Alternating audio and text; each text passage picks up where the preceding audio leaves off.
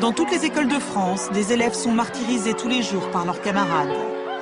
Ils sont victimes de harcèlement collectif. Un enfant sur 10 est concerné par le harcèlement dans la cour de son établissement scolaire en France. Un rapport qui fait état d'une augmentation inquiétante du nombre de cas de violence à l'école. Petite Émilie, 6 ans et demi, est l'unique fille d'une famille reconstruite. Une mère pour qui elle est toute sa vie, et un beau-père qui l'aime comme si elle était de lui. Si gentille, si belle, des yeux qu'on sorcelle. Pour ceux de sa mère, elle en était la prunelle. Ne pouvait pas vivre l'une sans elle. Leur relation était devenue plus que fusionnelle.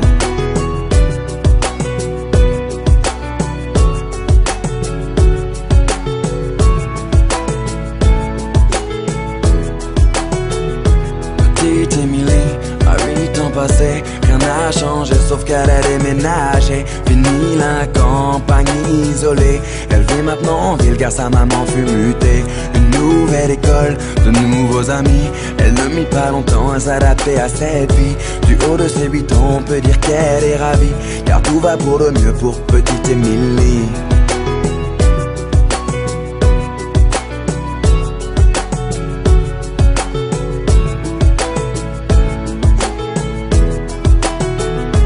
Petite Émilie, à 10 ans, était devenue une petite fille comblée. On peut dire que l'école lui plaisait. Bonne élève pour maman, elle en était une fierté.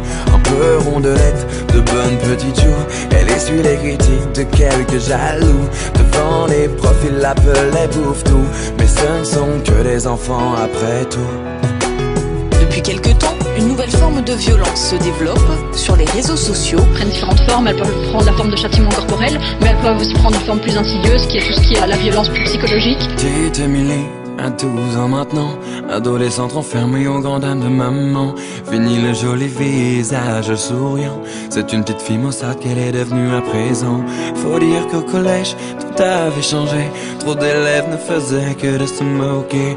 Partout elle se sentait rejetée, tantôt frappée, tantôt injuriée. Elle se demandait comment faire face. Elle était devenue le souffle-douleur de la classe. Sur les réseaux sociaux, ils l'appelaient la dégueulasse. Des photos d'elle tournées montrant son ventre qui dépasse. Ne sachant pas comment faire ni comment réagir à cet enfer. Par honte et ne voulant pas affoler sa mère, petite Émilie décida de se taire. Mais un soir de décembre, petite Émilie rentra chez elle dénudée. Ses camarades, tous ensemble, l'avaient enfermée dans le vestiaire pour la toucher.